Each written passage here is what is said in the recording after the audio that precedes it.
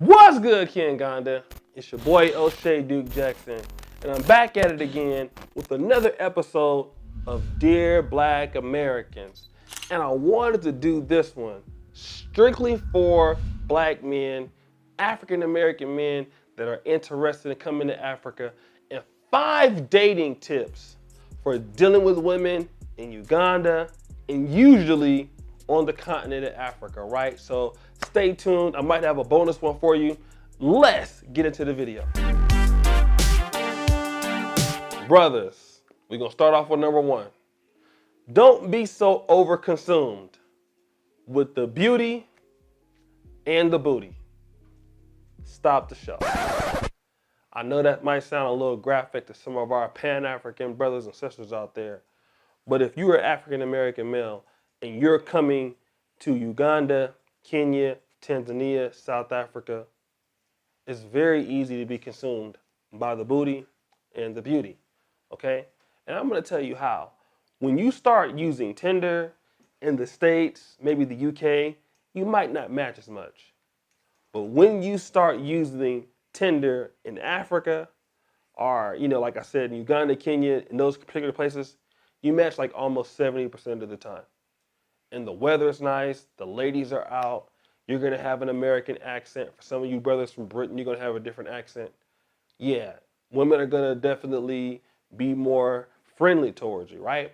And it's gonna give you an opportunity to be able to holler, close dates, and all of that. And that's fine and dandy. And trust me, you're gonna be doing a lot of dating, you're gonna be doing a lot of hanging out. But just remember, lots of men have lost their purpose in coming to paradise, because Uganda, Kenya, the weather's always good. There's many clubs, many bars that open to all types of hours of the night. There's no nightlife like East Africa, right? I'm telling you. Johannesburg, South Africa, different places, Accra, Lagos, you're gonna see them all the time. But you can get lost in your purpose, right? Because when you're meeting up with chicks, number 1, it costs money. Number 1, it takes up your time. And it takes down your efficiency for whatever project that you're running. And you can get caught up in the fact that, oh, the currency is low. Well, a date doesn't cost so much as it does in America. And then when you really look at it at the end of the month, you spent like $2,000, $3,000, $4,000, just on dating alone. That can definitely happen. So just remember, when you're coming to Africa, don't be too consumed with the beauty and the booty. You can't get all of them even if you try. So give yourself some time to pick the best ones possible and not try to holler at everything. Let's go to the next one. Guys, I want you to also understand with number 2, don't overpay for things that you don't have to pay for.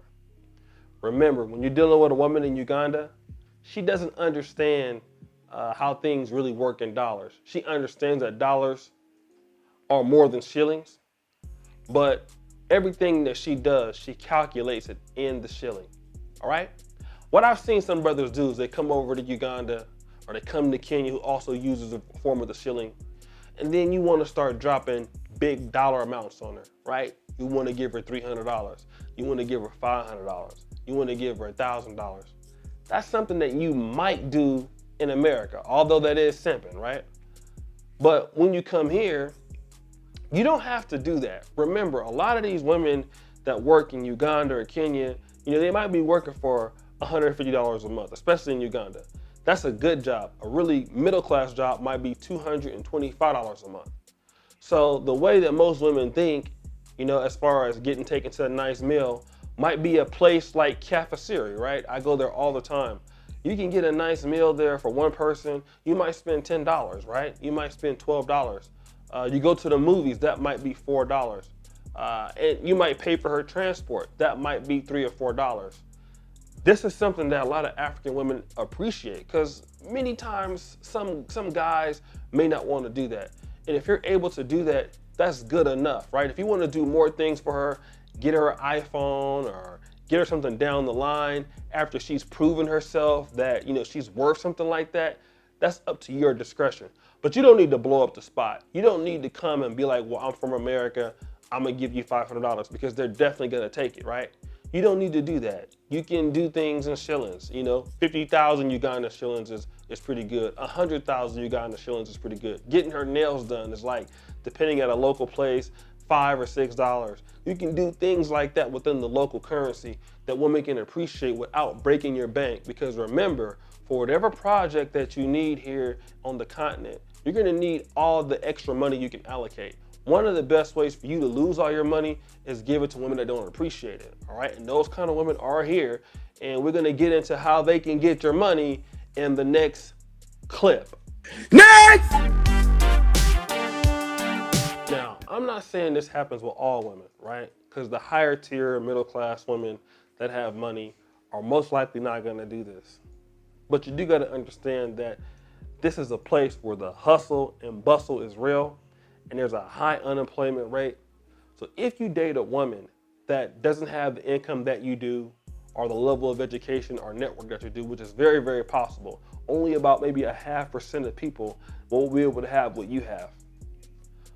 There are some women that are gonna hit you up complaining about their problems, all right? It happens.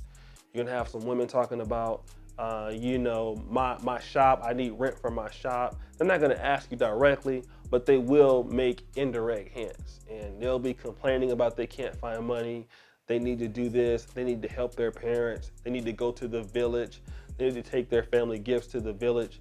And you know what? I've heard those things, and just because, she's asking for something little, like $15 or $20, I was like, oh, that's not a lot of money, I'll just give it to her. But what you don't understand is you're creating a lane for her to keep asking you for things that are larger in the future, right? And it could be the truth that she needs to give money to her family. But at the same time, that's money that's taken away from what you're doing to give to her. And I've learned how to tell them hell no, right? Number one, it's not my job to give you money, okay? I'm an African American coming back to Africa. I don't have any support system here. If they need money from whoever else, they need to get it from their family. They should get it from their people. And you should be upfront and tell them that, listen, I have things that I need to do for my life. It's unfortunate that you can't pay your rent because of coronavirus. And it's unfortunate that you had these problems for the pandemic. But do you know what? I really don't want to hear about it, all right? Just tell them straight up. Like, I don't care. Like, don't tell me. You should tell somebody else who can help you. Because the thing about it is, with the money you're asking me for or indirectly asking me for, I can use that money for my business, and that money will make me money, right? That money will help me grow my business. It's not your job. Remember, just because you're in Africa and you may have certain advantages, that doesn't mean that allows you to have to help everybody out. That's not what you're here for. You're here to make a partnership with the continent. The continent doesn't need you to give charity. The girls don't need you to give them charity, all right? They're gonna be completely fine. They're gonna definitely find that money. A lot of times they already have that money. So, you're giving them money to go to the village and you think you're doing something great. It's not gonna happen, right? You're just giving money and that will never come back, okay? I remember one time a woman told me that she needed me to send her $80 because somebody came into her shop and stole the money, and that she would send that money back to me later on that day. Well, what happened? I never got the money back, right? Obviously. So, there's all kind of situations that you can look out for. Don't let people take advantage of you just because you're an American or because you're a British person or something like that. Please use boundaries. And most time they won't call you back. That's fine. You don't need people like that in your life anyway when you're here on the continent. Tip number 4, date women that have something to offer, all right? Now, this is important. Here in Uganda, you have a lot of women that are educated. They may have went to Makere, Ugandan Martyrs, Kampala International University, and they are very skilled, they're very resourceful, and there are ladies that can connect you to different things in the city that can really help benefit your life. For example, you guys know Jonita, you know Pimaya, and I don't date Jonita or anything like that, but the fact that Jonita went to Uganda Martyrs is a blessing because she helped organize a lot of the things that we have here. As the manager, she was able to find one of the videographers that does really good here, Kim the Comic, And same thing with P. Maya. She helped develop the Afrobeat segment here in Uganda. She helped connect us to certain people in the city that were able to push our project forward. If you remember this video we did about 2 weeks ago, we interviewed a car company here on this channel about how rich Africans travel in luxury. Well, do you know how I was able to get that video up here? That was because Jonita hooked it up, right? So you do have women that have a lot to offer to your platform, a lot to offer to your business, that they can connect, and they're not looking for handouts, right? So a lot of times brothers are coming in caught up with the slay queen crew. You know, those are the girls who look really good, the supermodel looking chicks, and they don't really have a lot to offer you. But you can get a lot of women here that do have a lot to offer a brother. Try to partner a woman that has some sort of skill set that can help you out. You know, like I told you, go to the co-working spaces. You can find that. I visit a lot of international restaurants. You know, Cafeteria is one that I go to. I go to, what's that restaurant in Kololo? Holy Crep, shout out to that place. You'll always find high quality people there. You can meet there, you can talk. You can go to, you know, Blankets and Wines Festival when it's here in Kampala.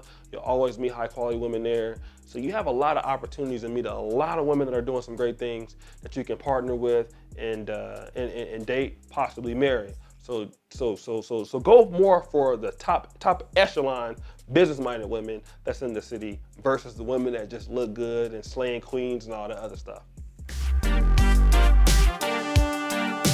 Guys, tip number 5. You don't need to tell them how much money that you make, all right? Again, you're an American, you're an African American, you have the blue passport. People are already gonna think you're rich, all right? By the way that you talk, you know, they're gonna be mesmerized by your accent. You don't need to tell the person, you know, I make $5,000 a month. My business generates $6,000 a month, okay? All they're gonna do is they're gonna convert that money into shillings, and then what they'll do is they'll tell some of their friends that they got an American guy that has this in shillings, and then what will happen is people will start trying to coach them to ask you for certain things, all right? And you'd be surprised, her friends will then start trying to date you. Like, that's how cutthroat it is. And you'll notice that a lot of chicks on the continent typically won't post you on Instagram or WhatsApp, and it's not necessarily because they're trying to be a player. They just don't want someone else to have you. But sometimes they get so excited, they'll tell their friend, the friend will go on their phone and start trying to compete for her with you. And it really ruins a lot of relationships, right? She doesn't need to know the amount of money that you make.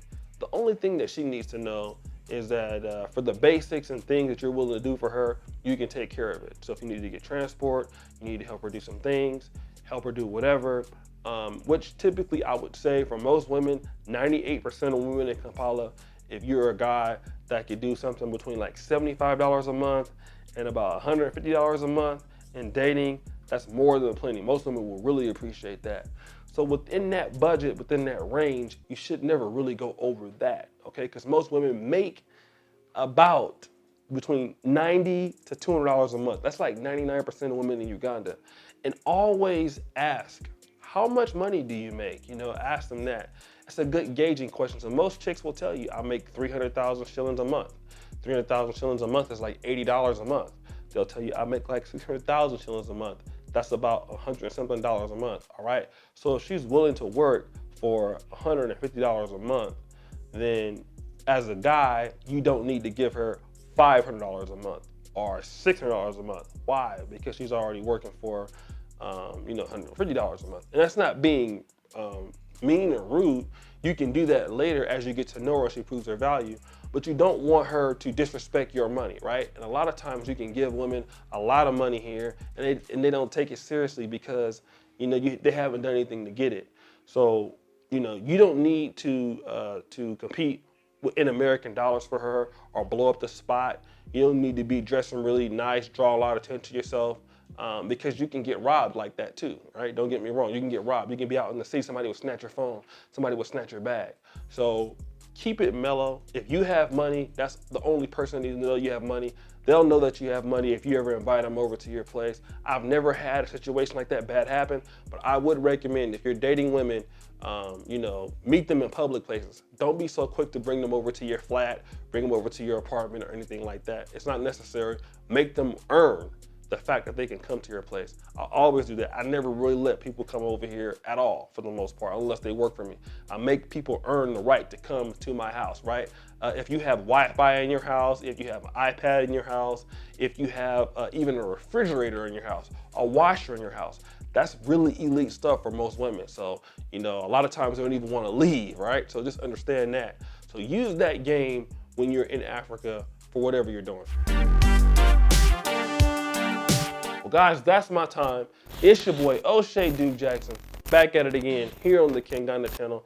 Make sure you like, hit the bell, subscribe, do all of that. Another episode going down on the Dear Black American series. I've been getting a lot of good emails from people. A lot of people that have been reaching out. You can reach us at teamkinganda@gmail.com. You can also message us on Instagram, right? Or on Twitter now. Shout out to DJ Nacello for helping us with the Twitter page.